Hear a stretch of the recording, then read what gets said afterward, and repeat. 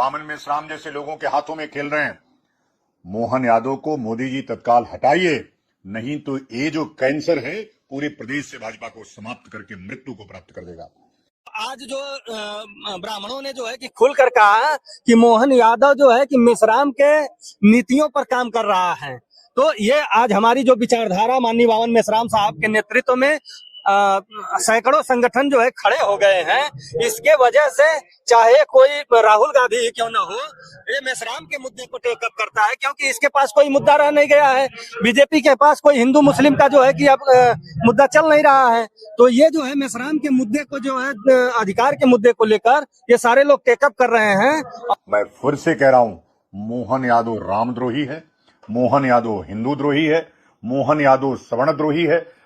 जैसे मोहन यादव को मजबूर होके भाजपा में रहते हुए, भाजपा का मुख्यमंत्री रहते हुए अपने ओबीसी के लिए बात करना पड़ा, और बात करने के वजह से उसको कहे कि मोहन यादव ये सवर्ण विरोधी है, ये हिंदू विरोधी है, ये धर्म विरोधी है, और ये जो है कि ये बामन मेश्राम के मुद्दे को जो है डाइवर्ट करने के लिए भी ऐसा जो है कि चाल चल सकते हैं आरएसएस बीजेपी के लोग, क्योंकि इनके 300 आईएएस लेवल के अधिकारी जो है दिन रात रूट लेवल पे रिसर्च करते हैं कि किस तरह से समाज को गुलाम बनाया जाए।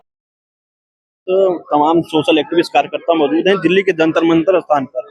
आज भारतीय विद्यार्थी मोर्चा के माध्यम से बड़े आंदोलन का ऐलान किया गया था, उसी कार्यक्रम को लेकर ये लोग दिल्ली में पहुंचे हुए हैं। बातचीत करेंगे। क्या देखिए, हम लोग देश में आंदोलन लगातार कर रहे हैं, हमारी जागृति देश में फैलाई जा रही है। भारतीय विद्यार्थी मोर्चा हमारी प्रथम सीढ़ी है, जिसके माध्यम से हम देश को नया रास्ता, नई व्यवस्था निर्माण करने का प्रयास कर रहे हैं।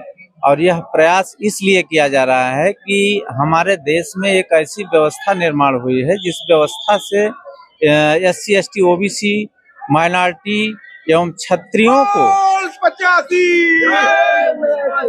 नीचा दिखा करके, उनको हिंदू जबरन बना करके और उनके वोट को लेकर के सरकार बन जाती है, शासन करते हैं लोग, और उन्हीं के ऊपर, जिनके वोट से सरकार बनती है, उन्हीं के ऊपर अन्याय, अत्याचार, भ्रष्टाचार और बलात्कार किया जाता है। और इससे हमको आज़ादी के लिए जो है हम लोग ये आंदोलन जारी रखेंगे। अभी आज जंतर मंतर पे हो रहा है, ये पूरे देश लेवल में, प्रदेश लेवल में और तहसील और ब्लॉक लेवल में ये कार्यक्रम होगा।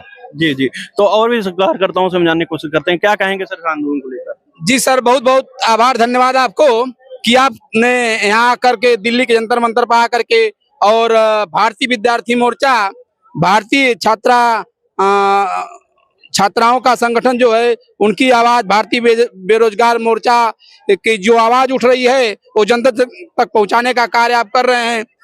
आज हमारे देश में एक बहुत बड़ी समस्या उभर कर आई है, जो नई शिक्षा नीति लागू की गई 2020, उसमें हमारे छात्रों के साथ जो बड़ी बड़ी परीक्षाएं नीट हो रही है, और RO रेलवे, जो भी बड़ी बड़ी परीक्षाएं हो रही हैं, उसमें परीक्षा के पहले पेपर का लीक होना, सरकार की अनदेखी करना, सरकार द्वारा साजिश करके छात्रों के साथ दुर्व्यवहार किया जा रहा है।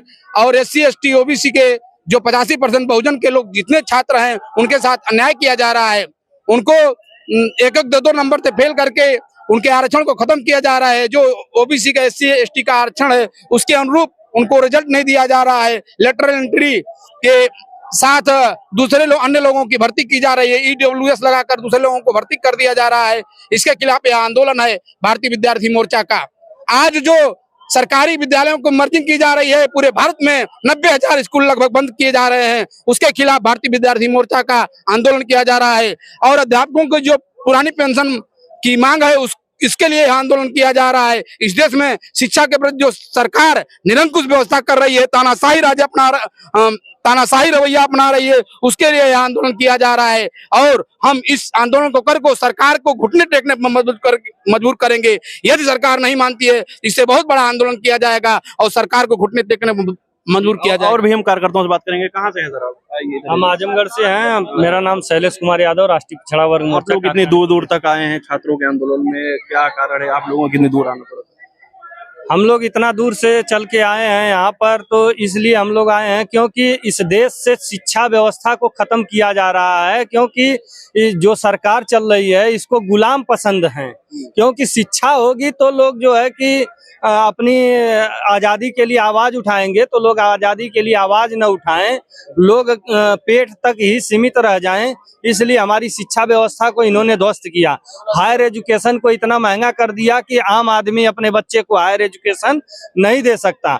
और शिक्षा का निजीकरण करके इन लोगों ने जो है कि हमारे शिक्षा व्यवस्था को ध्वस्त कर दिया कि एक मजदूर व्यक्ति अपने बच्चे को प्राइवेट स्कूल में नहीं पढ़ा पा रहा है। क्योंकि ये शिक्षा का निजीकरण करने का माध्यम इसलिए बनाए हैं कि इनके कुछ चंद लोग जो है कि शिक्षा का निजीकरण, व्यापारीकरण कर दिए हैं कि उसकी टाई, बेल्ट, कपड़ा, जूता, मोजा, कलम, किताब, कॉपी सब कुछ उनके स्कूल से मुहैया कराया जाता है। देखने को मिला सर कि मोहन यादव जो मुख्यमंत्री है मध्य प्रदेश, उन्होंने 27% आरक्षण की बात की। उसके बाद जिस तरह मनवादी मानसिकता के लोगों को तिल मिला होकर, उस पर क्या कहेंगे आप सर? उस पे तो सर यही कहेंगे कि जो हमारे बैकवर्ड के लोग हैं, सिर्फ मोहन यादव की मैं बात नहीं कर रहा हूँ, बैकवर्ड के लोगों का सिर्फ यूज होता है, यूज एंड थ्रो। जिस तरह से इन लोगों का यूज होता है, तो आज जो ब्राह्मणों ने जो है कि खुलकर कहा कि मोहन यादव जो है कि मेश्राम के नीतियों पर काम कर रहा है। तो ये आज हमारी जो विचारधारा माननीय बावन मेश्राम साहब के नेतृत्व में सैकड़ों संगठन जो है खड़े हो गए हैं। इसके वजह से चाहे कोई राहुल गांधी ही क्यों न हो, ये मेश्राम के मुद्दे को टेकअप करता है। क्योंकि इसके पास कोई मुद्दा रह नहीं गया है। बीजेपी के पास कोई हिंदू मुस्लिम का जो है कि अब मुद्दा चल नहीं रहा है। तो ये जो है मेश्राम के मुद्दे को जो है, अधिकार के मुद्दे को लेकर ये सारे लोग टेकअप कर रहे हैं। और मीडिया जो है, मिनी स्ट्रीम मीडिया जो है कि मेश्राम को हाइड कर रही है, दिन रात हाइड करने में लगी है। ये तो सोशल मीडिया, आप जैसे लोगों की मीडिया जो है कि मेश्राम को दिखा रही है कि रियल में एक विपक्ष है तो माननीय बावन मेश्राम है, और कोई विपक्ष दिखाई नहीं दे रहा है। भले विरोध में बोले, लेकिन राहुल गांधी कहता है कि वोट चोर गद्दी छोड़, लेकिन ईवीएम पर सवाल नहीं उठाता है। ईवीएम पर एक व्यक्ति जो है 2013 से लगातार जो है कि आंदोलन, भारत बंद और जो है कि तमाम मुद्दे पर लड़ाई लड़ने की वजह से मोहन यादव को मजबूर होके भाजपा में रहते हुए, भाजपा का मुख्यमंत्री रहते हुए अपने ओबीसी के लिए बात करना पड़ा। और बात करने के वजह से उसको कहे कि मोहन यादव ये सवर्ण विरोधी है, ये हिंदू विरोधी है, ये धर्म विरोधी है।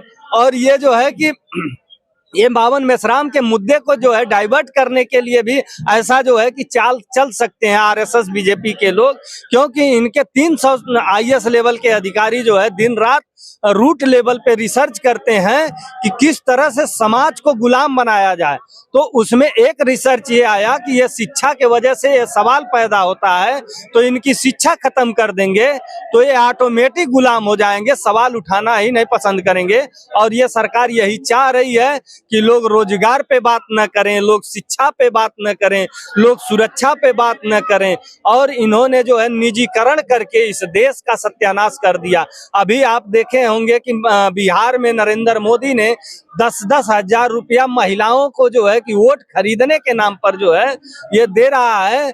ये क्या चुनाव आयोग नहीं देख रहा है कि चुनाव से पहले 10,000 रुपया बांटा जा रहा? और ये 10,000 का रोजगार अगर महिला को देता तो हर महीने मिलता, लेकिन ये 10,000 देकर उनको गुलाम बनाने के लिए उनको खरीदा जा रहा है। जिस तरह भेड़ बकरियों को खरीद के गुलाम बनाया जा रहा है, उसी तरह इंसानों को खरीद के ये बीजेपी गवर्नमेंट खरीद कर गुलाम बनाने का काम। तो साथियों, हमारे साथ सोशल एक्टिविस्ट लोग थे। तो साथियों, कार्यक्रम की तैयारी हो चुकी है, तो अभी यहाँ कार्यक्रम चालू होने वाला है, तो इसीलिए हम यहाँ पर ही बात रोकेंगे। तो साथियों, जो भी लोग इस वीडियो को देख रहे हैं, ज्यादा से शेयर करें और चैनल पर नए हैं तो चैनल सब्सक्राइब करें। बहुत बहुत धन्यवाद।